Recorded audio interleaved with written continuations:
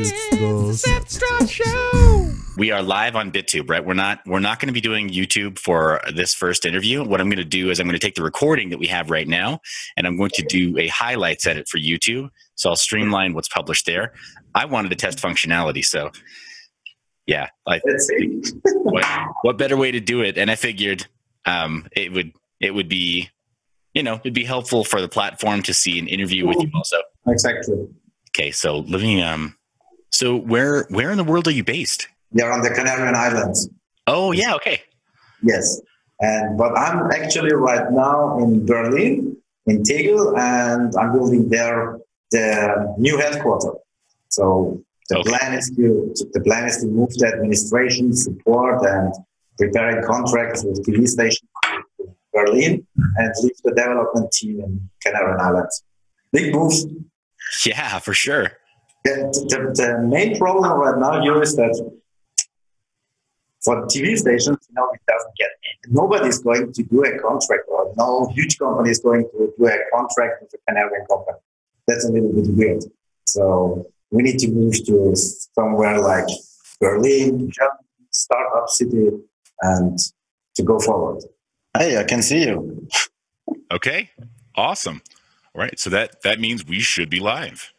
So guys, welcome to the show. What we're doing today is a little bit different. You might be used to watching this content on YouTube, but we're trying out as a proof of concept, we're trying out the live streaming capabilities of BitTube while I interview the co-founder, lead dev, the man himself.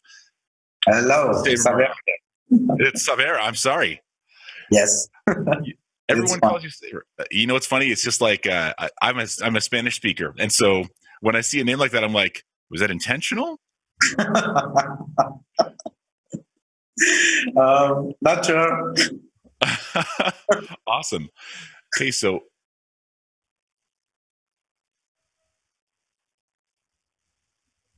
oh wow. This is crazy. Okay, so I'm noticing that I've got my voice has been pitched much lower than I expect in the live stream. So anybody watching right now, please know that I don't always quite sound that. Yeah, I don't quite sound that. I don't have the morning bass thing going on quite to that extent. Saber, thank you for being on the show. Really appreciate you taking some time out. I know that you're ultra busy, as all co-founders are.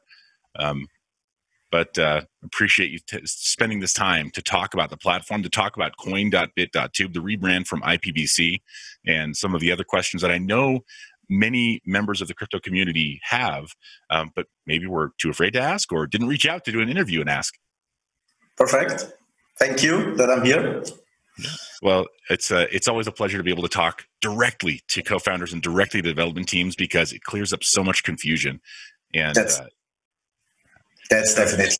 And I think we get today also a chance to clarify some points which people out there maybe doesn't understand or they misunderstood some things, and maybe we can clean up today. Okay, so it looks like, yeah. All right, so it sounds like Crypto Biker is got an issue with my voice playing back at half speed. Crypto Biker, thanks for being available and making some comments down in the Discord channel, by the way. So, all right, so he's been looking at BitTube, and wow, he's trying out the mobile browser right now, or the mobile product right now, while we're doing the interview, which is awesome.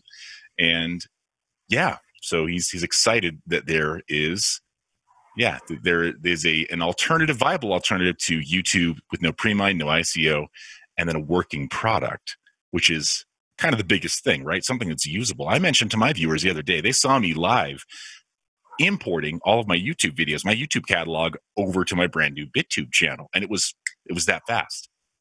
It was easy.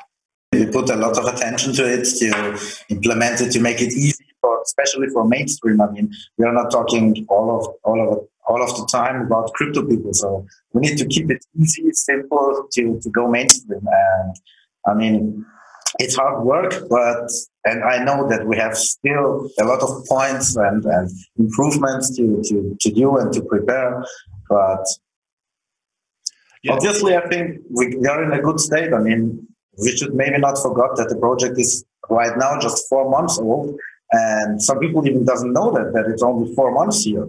And I think our state and the feedback from the community and what we get, it's going in the right direction. And I think until the end of the year, we will have not only a beta anymore, and it could be maybe an interesting product all over the place. For sure. And I'm just excited that there's a real competition. And I'm sure you're hearing that a lot, right? People saying, hey, I definitely need real competition to YouTube, especially from creators. So this has just been, it's been great to be able to see that. Let me pull up a little bit of a visual aid. I'm going to pull up the Bit.Tube channel and then do a screen share so that viewers can see the Bit.Tube user interface and they can get a sense for what BitTube is all about. Now I'm going to pull up the live. I'm going to pull up the live stream that we're doing right now, and so I'll pull this over. You won't be able to see this at first. My viewers can see this now, but I'm going to do a screen share so that you can see it. And all right. So share computer sound, any kind of audio that there maybe will come through as well. So you should be able to see, this is BitTube. This is the user interface. This is our live interview right now. Pretty meta, right? Yeah. Yo, dog, I heard you like to interview BitTube on BitTube while looking at BitTube. Looking at the BitTube page of your live interview. Ah! Amazing. So, hey, this is the world we live in, though, right? Media is this fast, and I'm sure that the development process of this product was not this fast. So let's talk a little bit about the history. Let's talk a little bit about when you first saw a problem, Saber. When did you first see a big problem? And yeah, like what was the main problem that you sought to fix? There are two main problems. I mean, it's around the globe. I mean, there are two things. First thing, which is annoying me a lot, it's to see all this advertisement.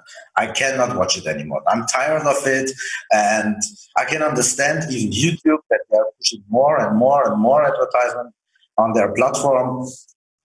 This needs to find an end. I mean, it will never stop otherwise. And like I mentioned several times already, I mean, when we continue like that, we will end up in 2030 just on ads and no content anymore. And maybe we should find other solutions for it. This was the first thing. And the second thing is why YouTube especially is throwing so much advertisement there. I mean, they need to take care about their costs, and their costs are massive. I mean, and what costs money? It's even not the storage what they have. What really costs money is the traffic. Traffic is just expensive, and they need to keep everything in X time copies for around the globe that everything is fast.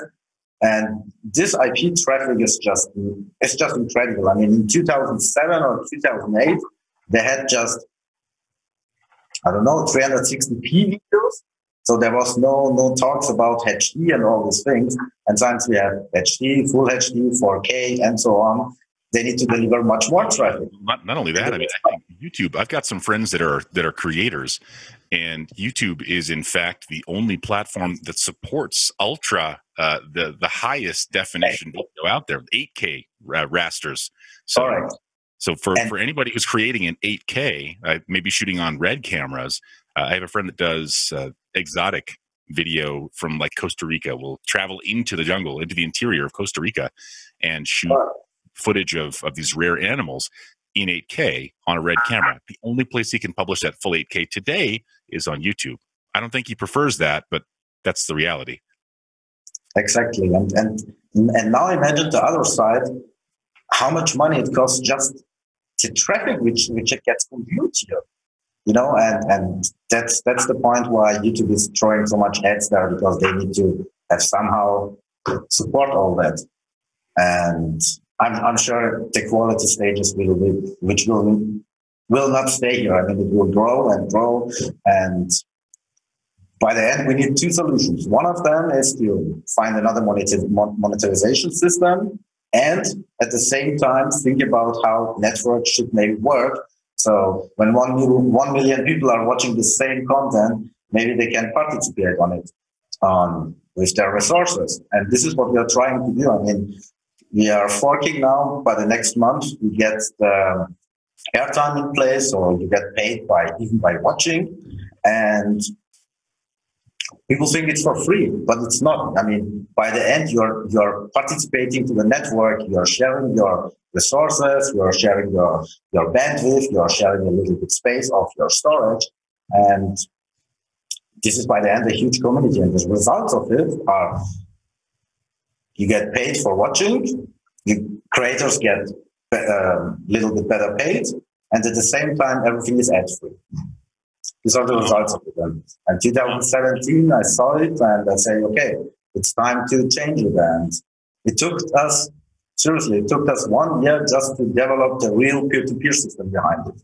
So the platform, it's fine, but the tech behind is much more.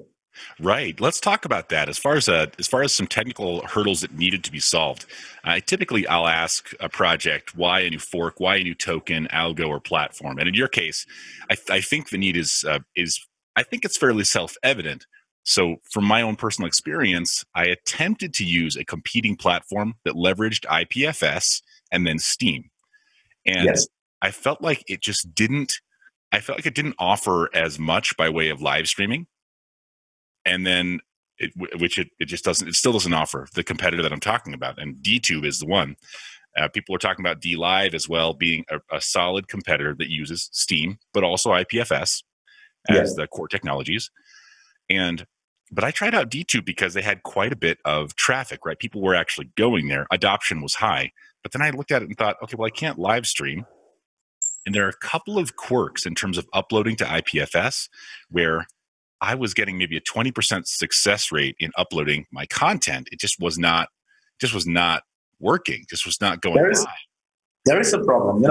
In crypto and also out there in the world, you have few real peer-to-peer applications. I mean, Library, a competitor here, they are doing it, by the end, they are doing it on the right way. I mean, this is real peer-to-peer tech what they are using. It's based on the blockchain, and they're doing, from my point of view, they're doing at least a good job. What I don't see there is they're not running inside of the browser. So because they're not running on the browser, I'm not saying the product is bad. The product is still lovely. But from my point of view, it will not reach the mainstream because until it is not running inside of the browser, I cannot sell it to my mother and I cannot sell it to my grandmother.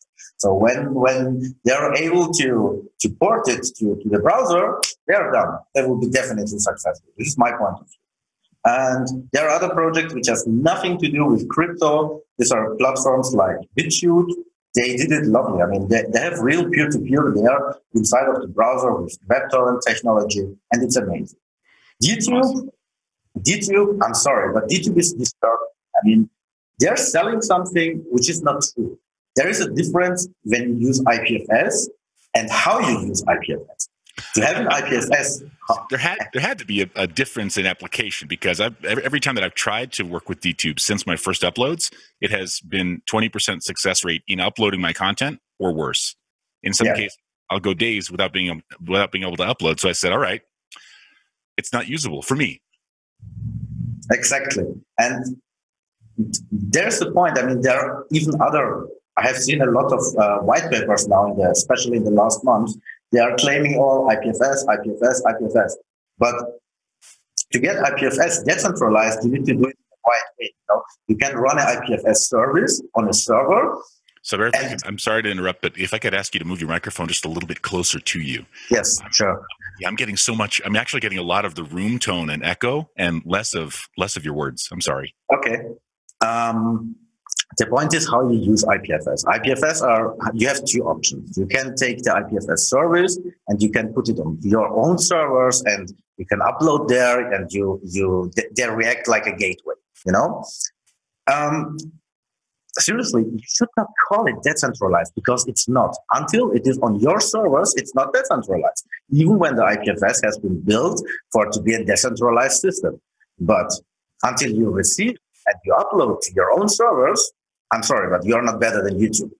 And that's exactly the point. So when people starting to use IPFS, then they should implement the browser edition of it. where a peer-to-peer connections happen between the viewers directly.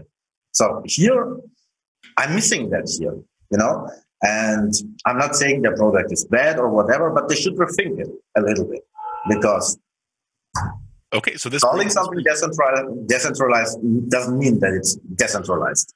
Right? It's become a buzzword. Yeah, decentralized is, unfortunately, in a lot of the interviews that I'm doing, and there are even a lot of founders who are admitting this is the case. If ICO was the buzzword of 2017, then privacy, security, and decentralized are the buzzwords of 2018. Exactly. But yeah, I'm with you. We need to create a clear definition of what that means in practical, tactical terms when deploying new systems. Yeah. So let me ask you, I'll jump back just a little bit and ask, this does beg the question then. d.tube had launched before BitTube, the product, had launched. IPBC was the first iteration of the BitTube project, correct? Exactly. On the 1st of February 2018, we start to publish the application. Okay, so it does beg the question then. Why a new platform? Why a new token? Why a new algorithm? Like, why go with everything from scratch instead of becoming a vocal faction of a project like, say, d.tube that already has something in production, has adoption, and has some development behind it? What was the choice? What was the reason behind that choice? The point is that I'm not a fan of third parties. So seriously, from that point, I hate third parties, because you never know what's the future. You never know what's going on there. You never know when they change the system, and you never know when they may be shut down. And that's the point. And on Steemit, sure, we can use Steam, fine. But at the moment they change something, and could be maybe even just the registration there, you have a problem. You have simply a problem, a big one. And I'm afraid about this field. And I can explain you that I have worked with several Google applications and APIs, and especially also with the maps or some other project. And from one day to another day, Google just shut it down. Or from one day to the next day, it's not free anymore. So you're entiring your whole business and your whole concept to third party, it's dangerous. And when you want to go long-term, for long-term visions, you should avoid it. Okay, awesome. And that makes perfect sense to me. Pardon my ignorance. I'm not super familiar with what the governance model is like for d.tube, which is why I brought up the question of d.tube, dlive.io, for example. These are projects that already, they have some adoption. They've been in production for a little over half a year, better than half a year, right, with users on board and publishers on board, which is why I asked. I wasn't sure if it would be possible even to approach them and like with their governance model, if it would even be possible to get a word in edgewise and start to help them direct their project to a better direction, something more stable and sustainable long term. What I see in d.tube or BitTube so far that I really like is that, and I mentioned this on the live stream, is that just my opinion, I feel like adoption is not where it should be right now on BitTube, personally, in terms of publishers. And I'm seeing content pushed to BitTube, some of which I think doesn't serve the platform very well, which is an indication to me that adoption just isn't high enough by publishers. But I see all of the components of a platform that's very usable. So I do get excited by what I see because the product is there. And I think the adoption should follow. But yeah, I was still kind of wondering, why not work with another project? Have anybody from dlive or from d.tube reached out to you at any point and said, what you're working on is interesting, maybe we could work together? No, not until now. I mean, it's a little bit sad, but all the competitors out there, some of them I told already, let's join together, let's discuss, let's brainstorm, let's work together to find the main product for the mainstream by the end. And I don't know why, they're a little bit all strange. Everybody wants to be the number one, and they're fighting against each other. This is a little bit sad from my point of view, but it's okay. I mean, they can go, but we from our side, we are open for suggestions. We are open to work together to build something interesting, especially for the community. Yeah, awesome. So I've got some questions from my Discord channel, and I apologize. These might not be viewable to you unless you got the d.tube app or the BitTube. I'm so sorry. It's an old habit. It's going to take a while to retrain myself. But unless you got the BitTube video open, you might not see these questions overlaid onto our live stream. Yes. But right now, I'm seeing. Okay. I'm seeing some questions about. Some questions about an upcoming fork and Yes. GPU optimizations. So my audience is primarily into mining, and I'm very much pro GPU, very much pro small to mid-size miner, because I feel like this is the backbone of crypto and crypto security and blockchain in general is the small to mid-size miner. Without them, I mean, all of the work of the cypherpunks in the 1990s would have been, it never would have come to pass, right? But we need the small to mid-size miner to secure networks. And I know there's a lot of that interest in my community for your project. Somebody's asking about the upcoming fork, about Crypto Biker says maybe on block 109999 about July 2nd. Does that sound right? Yes, exactly. So in some days we have our fork, and the fork has a special case. Some months ago, we forked to prevent ASIC devices because otherwise they would kill us. The coin they would kill. So we prevent that.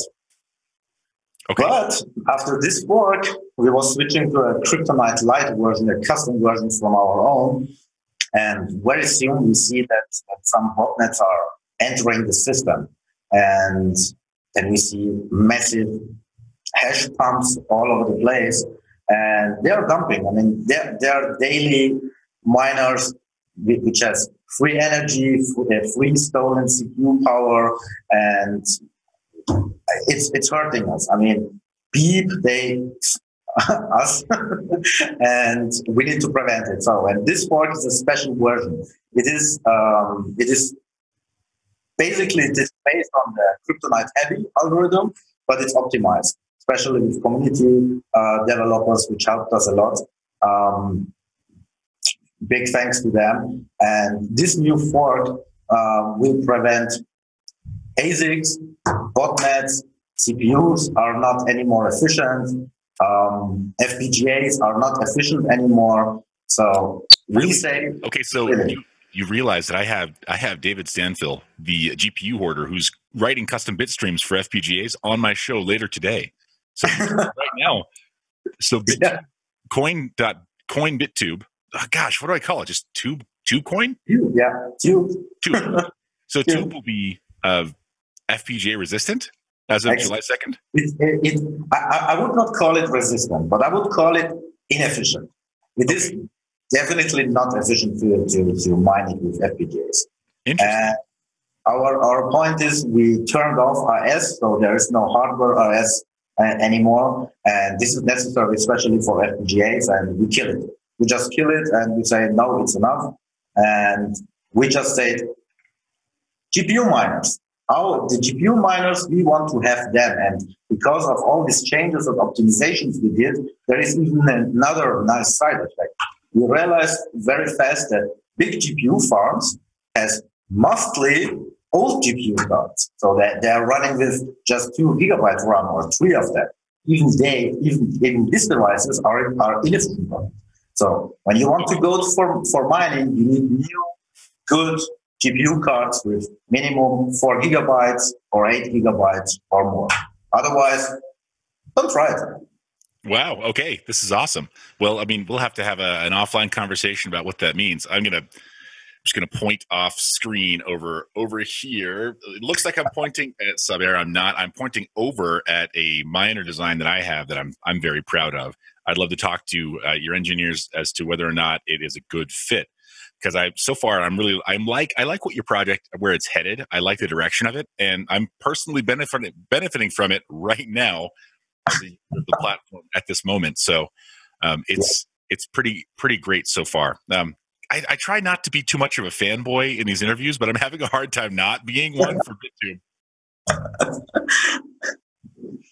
So let's talk really briefly about the specific problem that you wanted to solve first. When you saw first, okay, well, so you looked at the available competition, d.tube, d.live, and I'm not sure, there were several others I know that have already kind of lost steam, have kind of run out. Yes. I can't say lost steam or run out of gas, because these phrases mean something different in crypto, you know.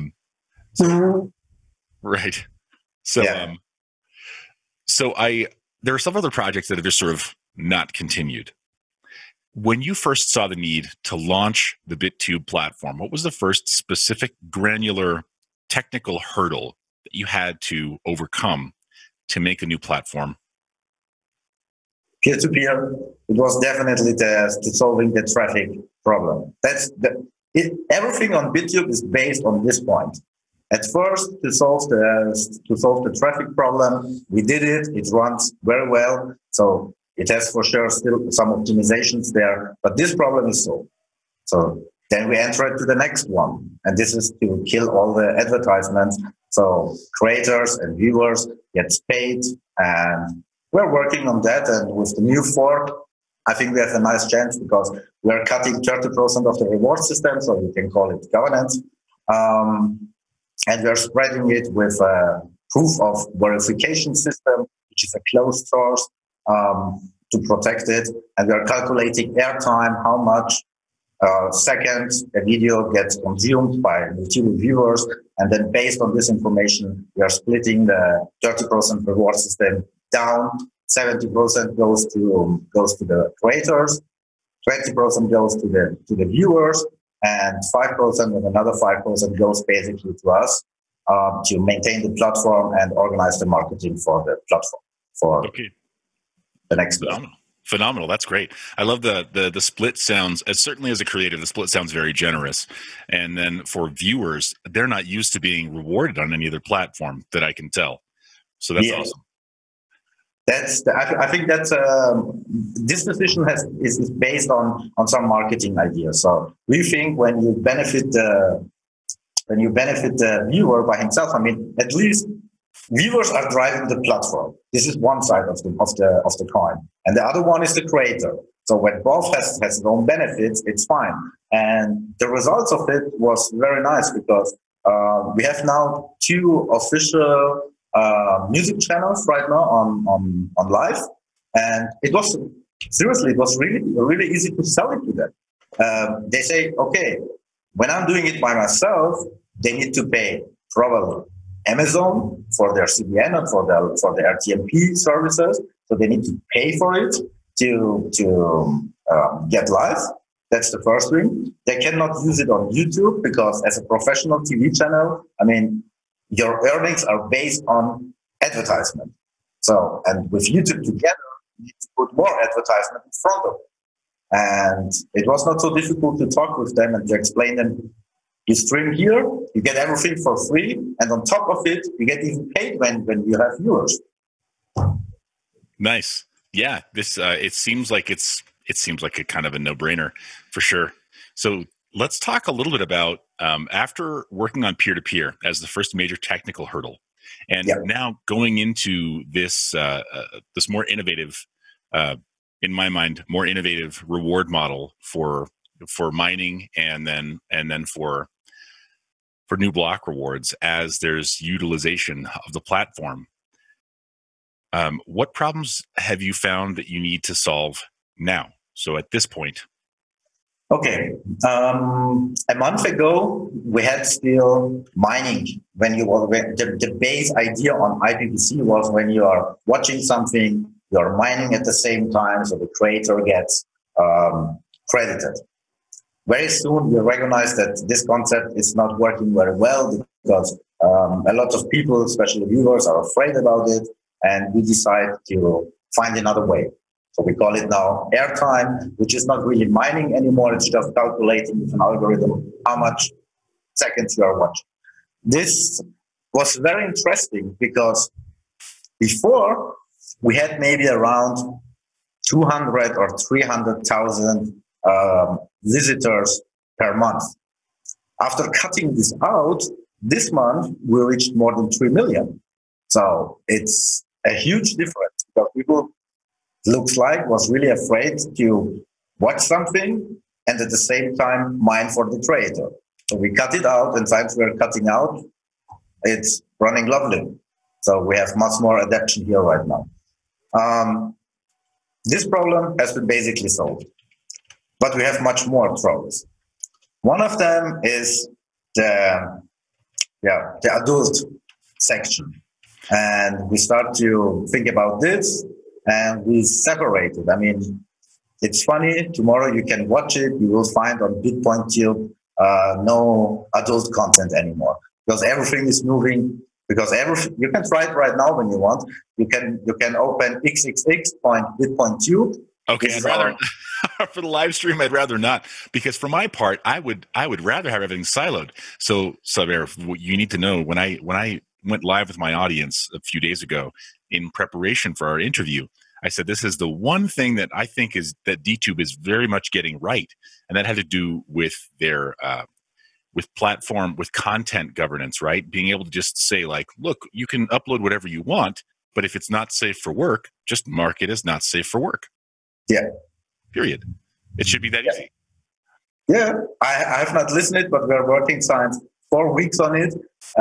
We had even a blog post about it that we decide to do multiple subdomains for Bit.Tube. So the idea basically behind is you have the xxx.bit.tube.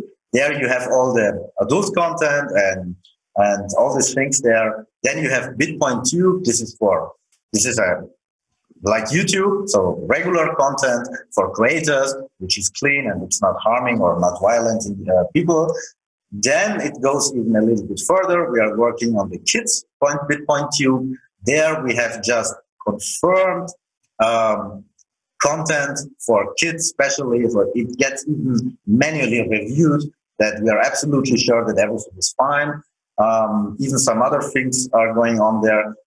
For example, we talked with multiple parents, and it's interesting what they're telling us. They're telling us crystal clear. They can't use YouTube for the children. And I was surprised. Why? And they told me, listen here. When you go to a platform and you want that your child is watching it, you want to be sure that it's in your native language. He doesn't want to watch a video here and on the next one, it's maybe Japanese or it's maybe Chinese or it's maybe, I don't know, Spanish. You want to be sure that it's just German, for example. And now we are going to solve this problem just for the kids section.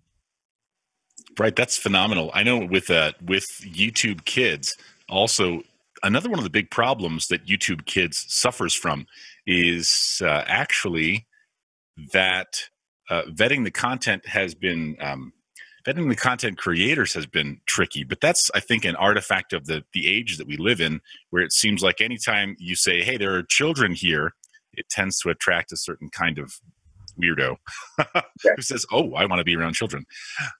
Not that they're physically around them on a content publishing platform, but I'm wondering what kind of community. Now that I know there's going to be a kids version of BitTube, which I think is great because there's nothing quite like that on the companion platforms either.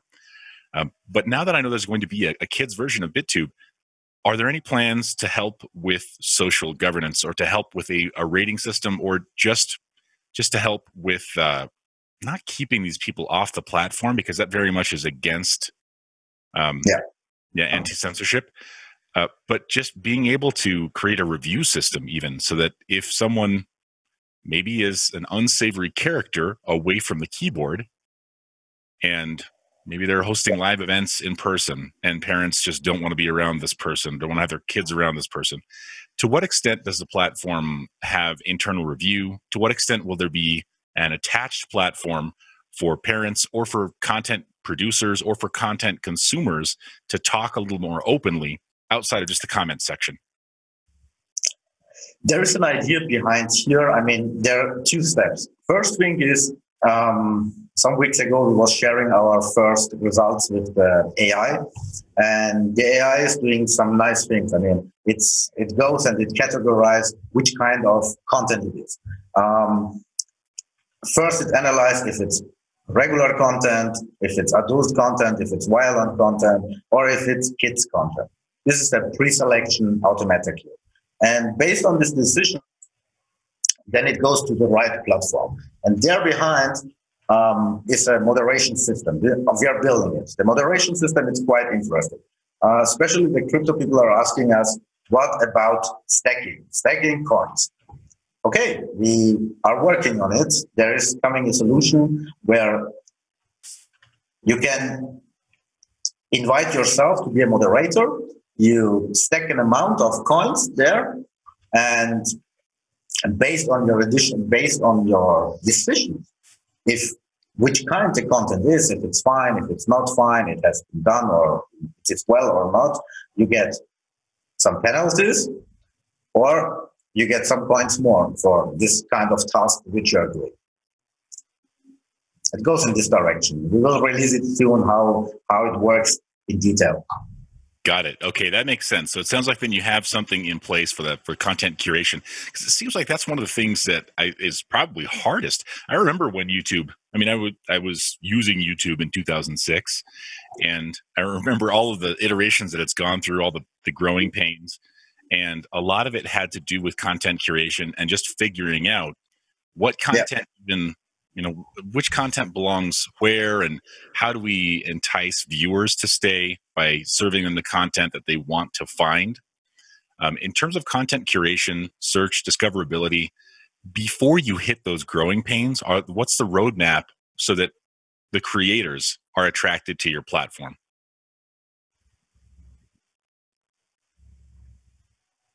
Again, I don't hear the part. Oh, I apologize.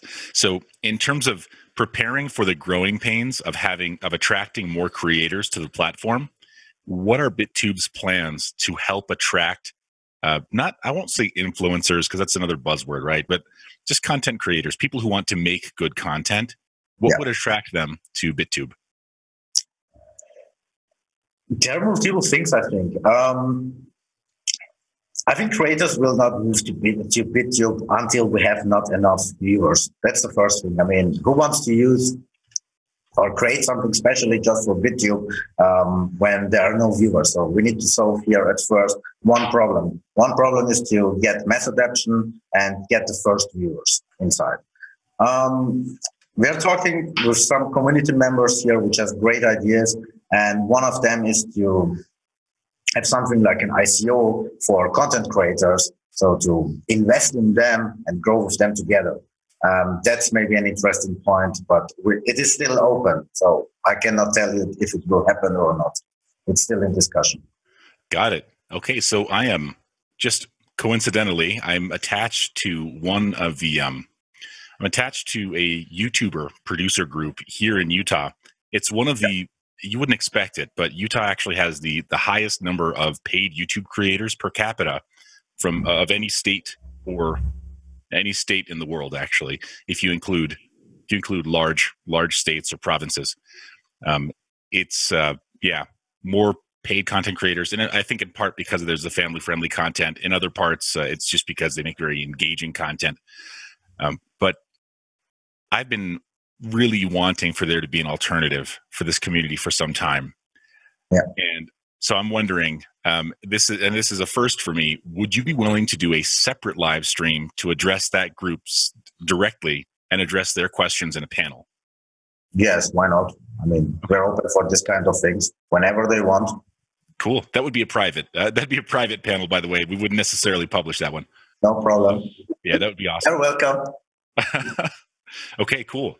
Let me jump back to some questions that I typically ask most blockchain creators. Yes. First off, I didn't ask to begin with, what is your role with BitTube? Is your title CEO, co-founder, lead developer? What is your title with the organization? I'm the CEO and the founder of all of it. Okay. And as far as your team, what does the team look like today? Who is on the team? Who's developing? And who is assisting you with promoting? Yes. I mean, we started, I think, with around 18 or 20 people, when I'm not wrong. And we have, I think, 8-9 developers that we have for support, for organization, network specialists, I mean, this was my core team, or it's still my core team, because I had several other businesses, but we did our job, so we get our monthly license fees, and because of that, we are able to drive BitTube in that case, and we are not doing it just for income or make the devs rich. This is not our intention. That's the reason why you have no ICO, you have no pre-mine, because it has only one vision behind it. Go with blockchain tech to mainstream. That's all. That's all about it. Not more, not less. This is the only important thing for me personally. So I'm not taking care about what the people are doing there, regular in crypto, and what's the coin value right now. It doesn't matter for me. So my main goal is right now to go there, reach mainstream, and when we did that, then everybody will be happy. And that's all. Nice. Well, I definitely appreciate that. It sounds like then is there a large shared community vision then among the development team, or are there full-time developers being paid? If so, how are they being compensated?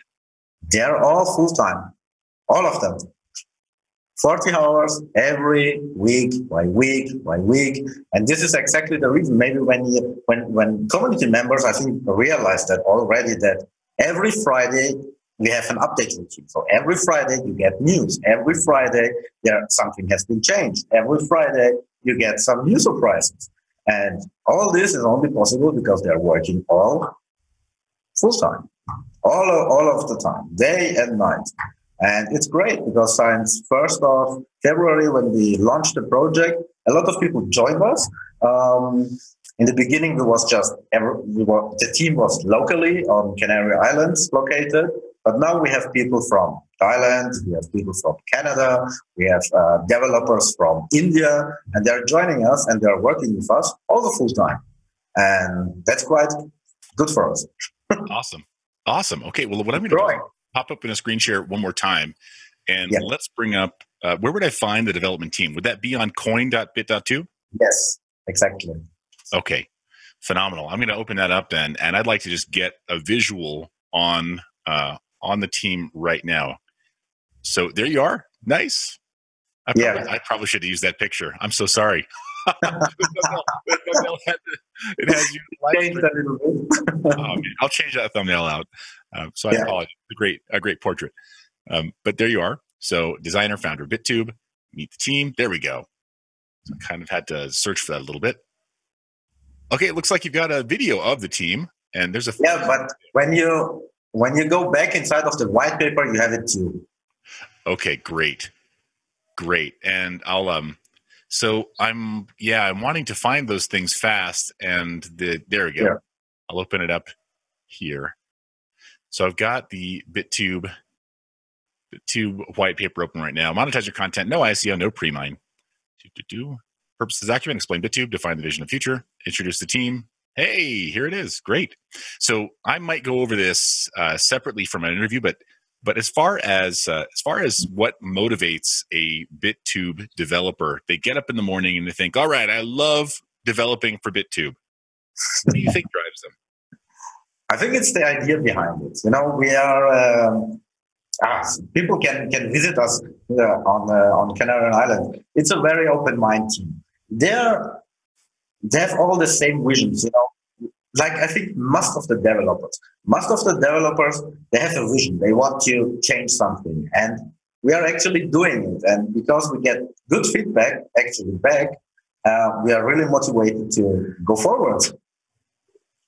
And this is driving us. Yeah. Okay. Awesome. I think that's great. I can see how developers would be motivated to work on a project like this. It really does have legs. The application is always so immediate when it comes to video platforms and content platforms. So I can see how they would really have that fire in their belly every day. It makes sense to me. And let me ask also, as far as the background of a lot of your development team and your entire team, is it primarily you as a C-level executive or as an executive for the BitTube project? Or are there other executives that work with you, advisors, so on and so forth? That's advisors, and we have also Kai Stier, which is actually my right hand. You see them here. Kai is a very experienced guy, especially for financial things and organizing all this stuff by us inside of the office. And I'm working since many years with him together, successful in that case. And I don't want to miss him. He's saving my life sometimes. Well, hey, that's I mean, I jokingly call my wife my CFO because it's the relationship is that close with the Exactly. So Yeah. awesome. All right, that's great. So it sounds like you've got to. Yeah, Johnny, he's preparing everything for the marketing side, but step by step, I told him, keep cool, keep calm. We need to finish the platform and everything. Until everything is not polished here, I don't want to go out there. So our main focus is 2018, solve the problems, especially copyright protected content needs to be solved, and we're working on that really hard. And when all these problems has been solved, 2019 is our year for advertisement. Before, no thank you. Okay. All right. That sounds good. It looks also like the rest of the team here, hey, they're pretty well laid out here. You've got your front end, back end, security, Exactly. office and support. Oh, Yeah. poor Vanessa. She's the only person doing graphics for you. She must be very busy. And then Georgie, who clearly is a direct report to Johnny then. All right. Yes. Awesome. This is great. I'm wondering,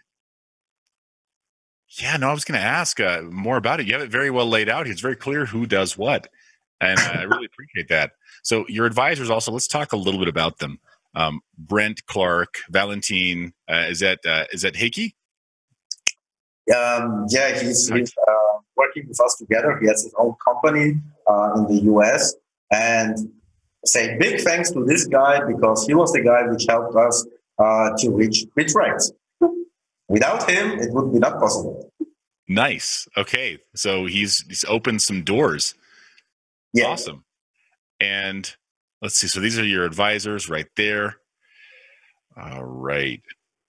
Got the history so far. And what was this? I think this probably was intended to be something of a roadmap. Anything in red was probably intended to be a roadmap. I think these are just the colors for the years. I suppose. Fair enough. Fair enough. So roadmap has definitely been updated to reflect a start today at June. Yeah. And all right, pay-per-view should be launching any moment if it isn't already launched. Pay-per-view is already done, and premium subscriptions are coming now, and the first sub-platform is coming over now, the XXX version of it. Okay, phenomenal. Then, several other things on the roadmap there. I'm excited about a lot of this right now. It does mark a really good jumping off point. I know for me, I'm very eager to be a first mover when it comes to technology. So this is exciting to see. So this is great. The SWOT analysis here looks like you're saying that with opportunities, you're mentioning market, and I appreciate you acknowledging that openly. And then the fair use reward system, it's a great idea, but it's going to be hard to implement, I'm sure. And adoption is going to mean everything, right? Either people accept it or they don't. Exactly. And then threats right now, you're acknowledging, okay, so competition, there are distributed platforms that are leveraging IPFS. Their implementation may not be as robust or as correct, like you mentioned before.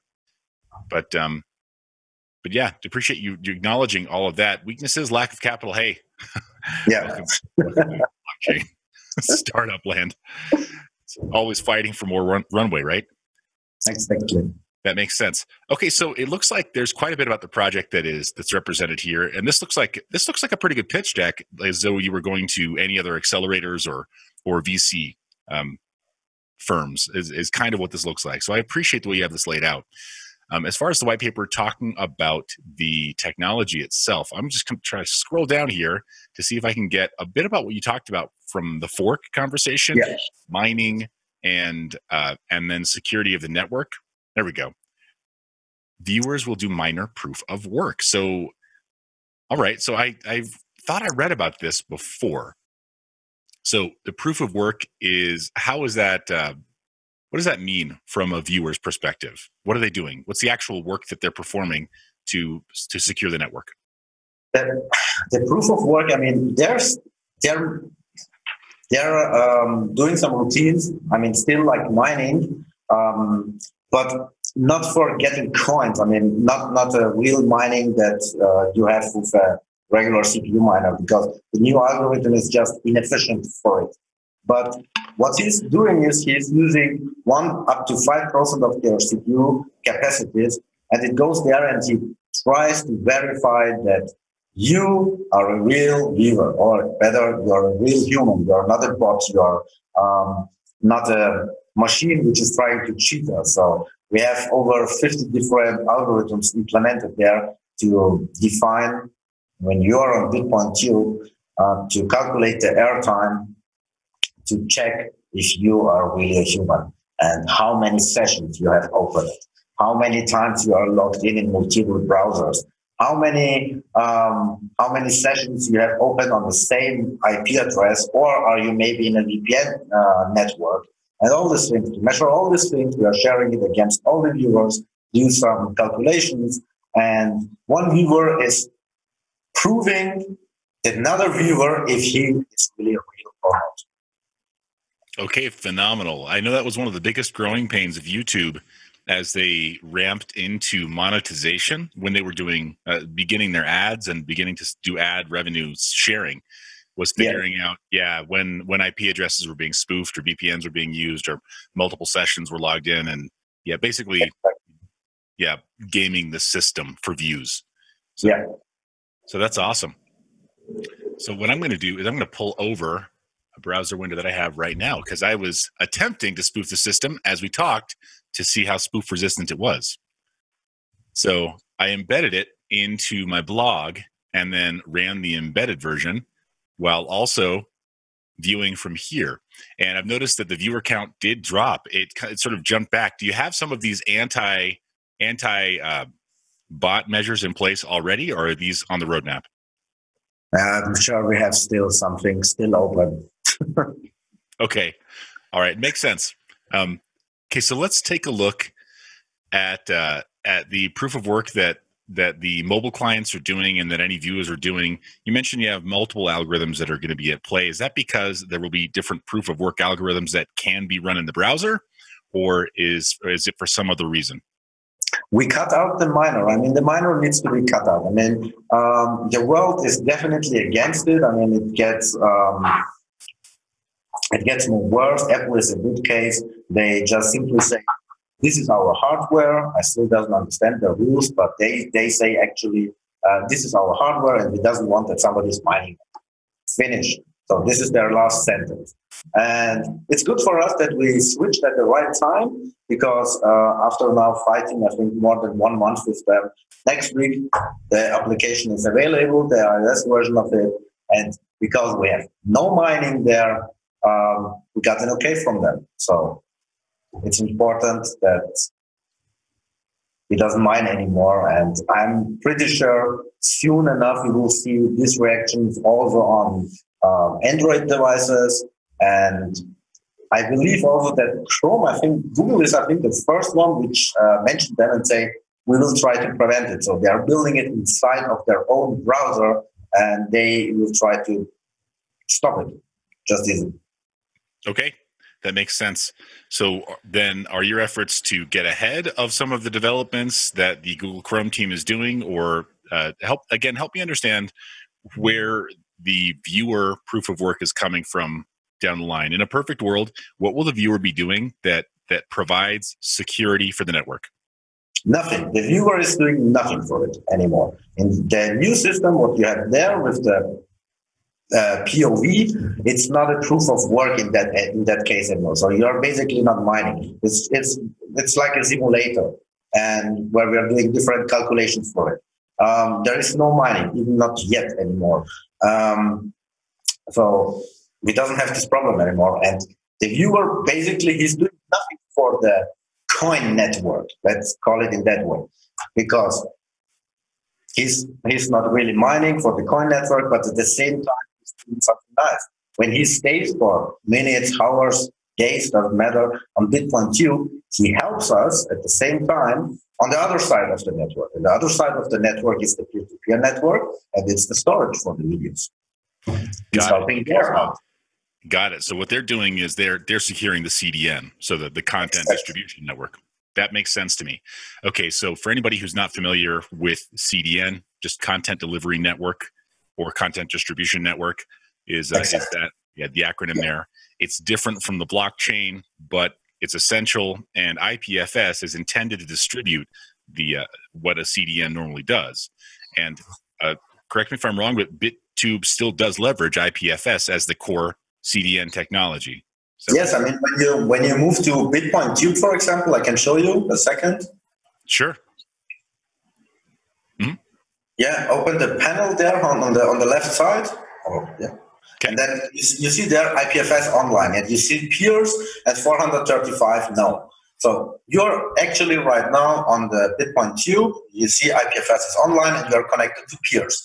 Inside of your browser cache, there are data or your bandwidth. So you have chunks of content which you maybe have seen before.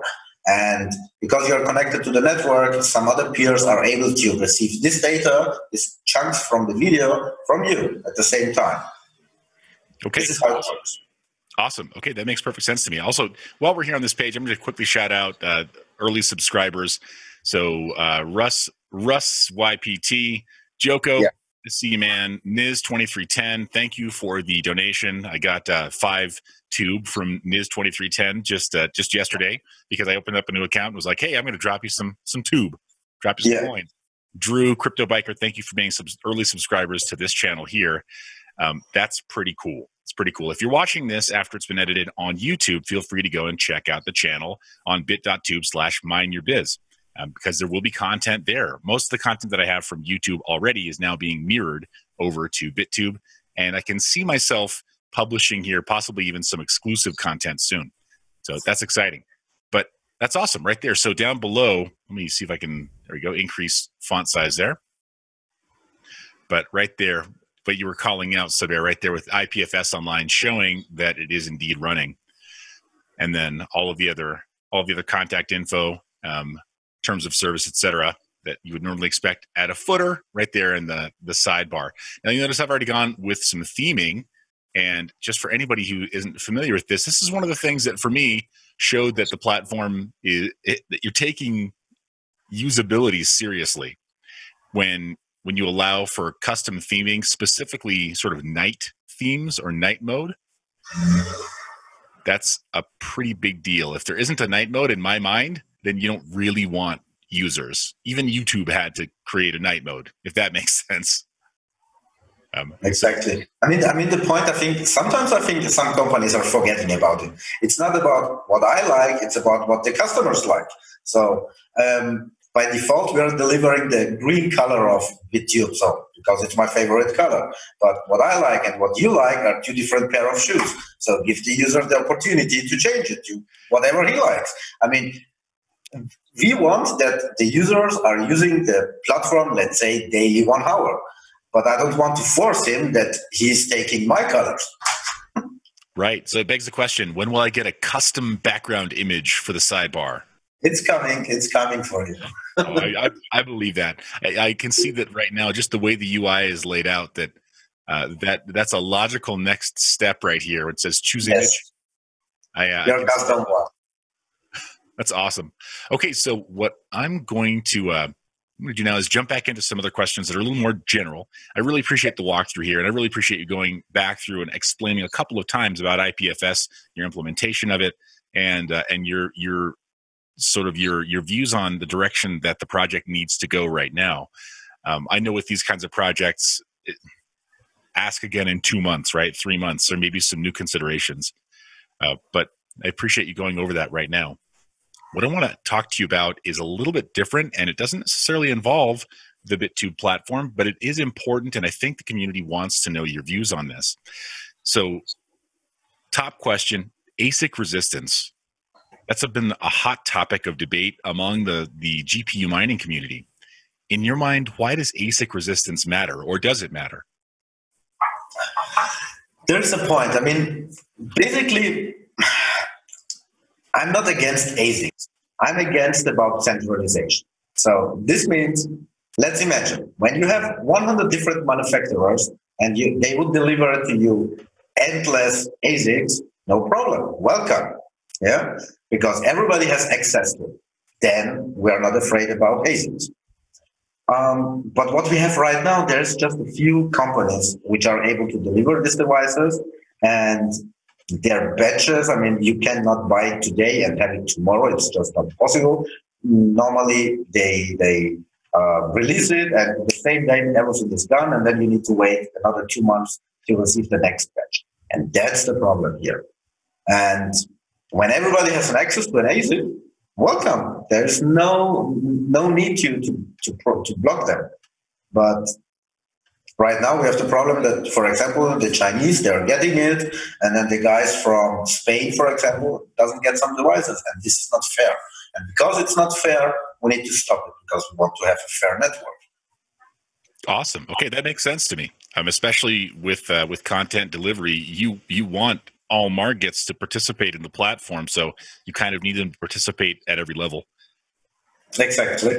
Yeah, that makes sense. I've got a question from Todd MCK over in our Discord channel, and he's asking specifically, how can the network deal with what we affectionately call nice hash bombs, where there's where you get maybe really large pools or services like nice hash, where one user can purchase a ton of hash power and decimate the network. We've seen this on other projects.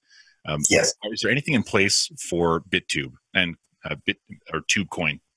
Yeah, we have, the new fork, by the way, is going with the Monero source. So we take the Monero source. Before it was with the crypto node basic source code. So we are changing this also with the core. And we're not going to use the regular XMR or ETN diff algo here. So we have good, quiet experience now with our old IPFS algorithm for the difficulty, and it's reacting pretty cool on how it adjusts himself. It doesn't need 720 blocks for the rolling window to adjust himself, or 300 or whatever. It is doing it much more faster.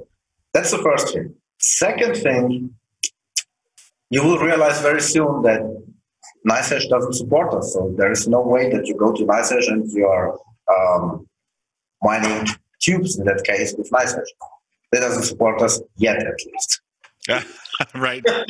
Again, you don't like it. Wait 2 months. Never tell. NiceHash is crazy.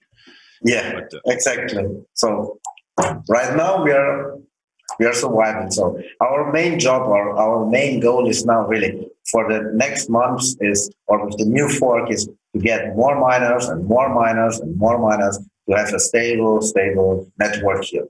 And I hope this is happening. Nice. Well, so far it seems like I think you got your attention in the right place. I think some of the other platforms have been pushing adoption above innovating and growing the technology. I think some of the technology is maybe not, again, just from personal experience alone, it's just not usable as it should be. I mean, it doesn't stop some content creators from jumping on board. Yeah. But for the discerning, maybe the connoisseur of technology, you look at it and kind of think, what would I prefer to see here? So kudos for adding the subdomain, the XXX subdomain, and then hopefully it'll be kids as the other subdomain. Exactly. Okay, so thank you for adding those. I really appreciate you having those large categories. As far as tagging content so that it does go into a not safe for work or a flat out adult category, because I think I kind of personally feel like even those are two different things, in the same way that in art, you might say that there's that even, so my background, I was raised by an artist, a comic book artist who had a classical training. And so we were kind of taught from a young age that there's a distinction between drawing nudes and having them be possibly erotic, exactly, versus having them be flat out pornographic, or versus having them just be art, just be an image. So some things would be considered not safe for work. Others would be decidedly adult, intended to arouse certain feelings. Is there a distinction on BitTube, or will that be moving forward? Will there be a distinction between those various levels of content that may not be safe for work? Yeah, this is what we are trying to do. I mean, there are even coming more multiple sub-platforms. Just uploading content, it's just simply not enough. So you need to categorize them. Otherwise, you are driving yourself crazy and you're driving your viewers crazy. So the first thing is to tag them, find the right category for it, detect even when uploaders are putting it to the wrong category, adjust them as much possible automatically for sure, and split down everything to subcategories. And here's a good example. XXS is fine, Kids is fine, but we're planning other platforms like TV.BitTube. TV.BitTube is just a place for regular, official, licensed TV channels. There we can adjust it and we can have it, and we have there the premium content just for TV channels. That's it. Focus just on this market, and we can break it down. You know, everything it's based on the same system. Everything is based on the main technology of Bit.TUBE, and now we have the possibilities to break it down and just focus on the viewers and the creators and for their needs and what they want to see. You know, people which are uploading today or using the services like Vimeo, they're professional ones. They will not go and they will not even use YouTube, because it's from their point of view, YouTube is not good enough for them. And this is what we need to solve here with BitTube, to listen to the audience there outside and break it down. Use the same technology, but break it down in multiple platforms. Okay, awesome. Well, I appreciate that that's on the roadmap and that's something you're interested in doing. At the risk of sounding like somebody who's maybe prude, it's not so much that. I understand that people have tastes and desires in content, and that they just want to find the content that they want to find. The difficulty that I've had to date has been going to BitTube and kind of seeing like, okay, well, everything is kind of thrown into one giant content bucket, and there's a lot that I didn't come here to see. And on some of the other platforms, I'm seeing, all right, well, there's value-added content front and center, and it's so clear that the value-added content and the valuable content is available that some of the people who would be interested in uploading other kinds of content have basically given up. And so the cream has risen, so to speak. And so those platforms are enjoying that right now.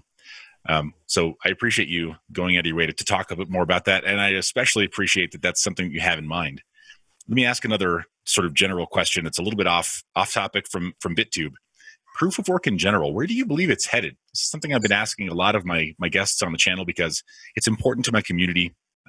Small-time miners or small to mid-sized miners are wondering, how long can I do this? What do you think? I mean, where is proof of work headed in general, do you think? I think proof of work is the only one. So I'm not a friend of POS and some other things. I think proof of work is the only one, and by the end of the day, it will be probably the only one which will survive in long term. Still, I have never seen in crypto something which is able to handle all these troubles in a long-term vision, and I don't see that something will replace it soon. At least not soon. Okay. No, that makes sense. And I'm hearing that over and over again. Let's talk a little bit about a separate concept that I brought up with several other guests, proof of useful work. Mm-hmm. This is a concept that's making the rounds. It's a phrase that for some people, they think, oh, that makes sense. And others say, well, that's not possible. But when I say the words proof of useful work, what does that mean to you? The point is, that's maybe even a good case. I mean, we want to implement moderators for Bit.TUBE, that they're going there and doing some special task, and we can calculate it on what they have delivered, what they have did, which kind of decisions they take. It could work, but it will not replace proof of work. Right. It is an addition to it.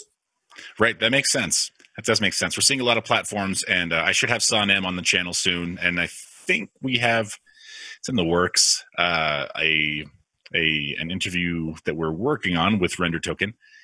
But but we have a few of these different platforms that are attempting to implement all kinds of other synthetic data or other kinds of distributed computing into their platforms and have them be sort of paired with blockchain. So I keep bringing this up because in my mind, there needs to be some kind of hybridization. And I know it's going to be a difficult task, but some kind of hybridization where maybe there is some kind of useful work that is quasi-centralized, and then maybe rewards are tokenized for that kind of useful work.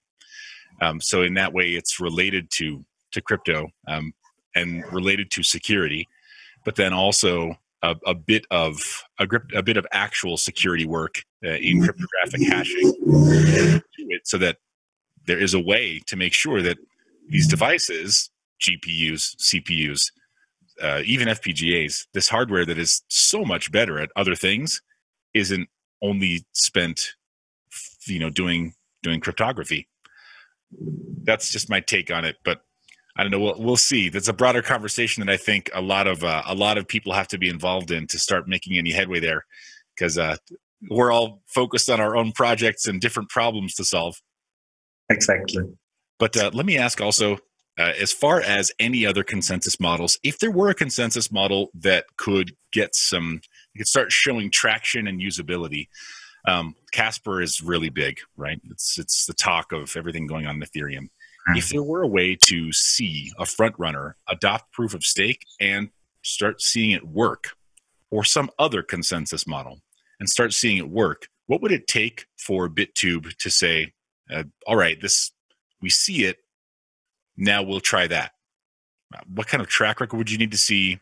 What kind of precedent would you need to see set in order to make that leap? That's an interesting question. I have never thought about it. So, no idea. Okay. So, no idea. I need to think about it. Okay. Yeah. I mean, it's all speculation at this point, right? Because Ethereum hasn't gone proof of stake yet. They've been threatening to for a while. They promised, I think, from the beginning, no? Yeah, they did. But here, still, it hasn't changed. So it's too dangerous right now. So maybe when they solve the problem, we can rethink everything. Okay, so it sounds like then maybe once Vitalik says, all right, well, I've got proof of stake working, then maybe he'll pay attention.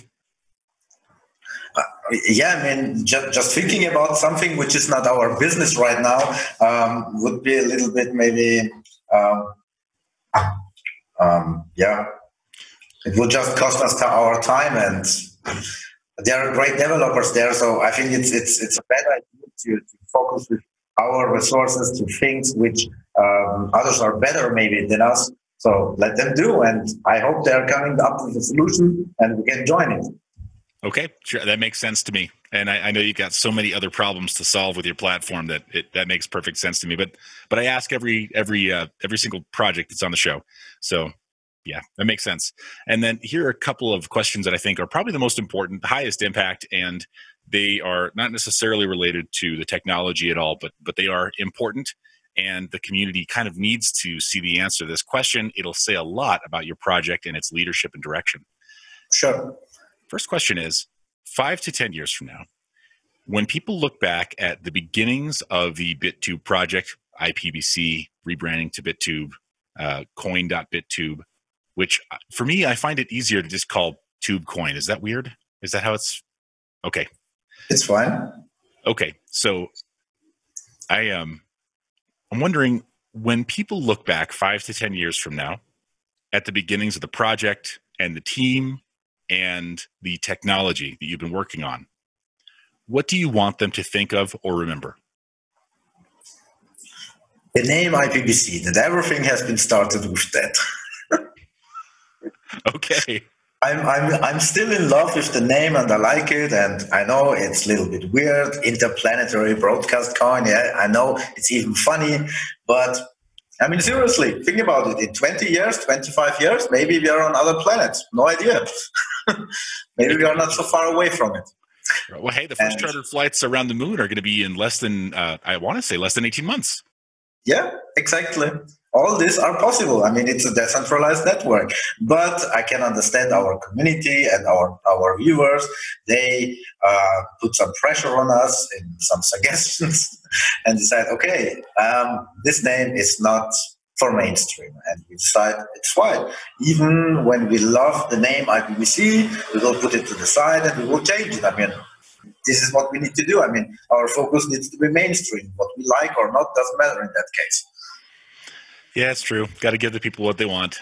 But awesome. Okay, so it sounds like then you want people to be able to remember the name and and maybe 25 years from now go back.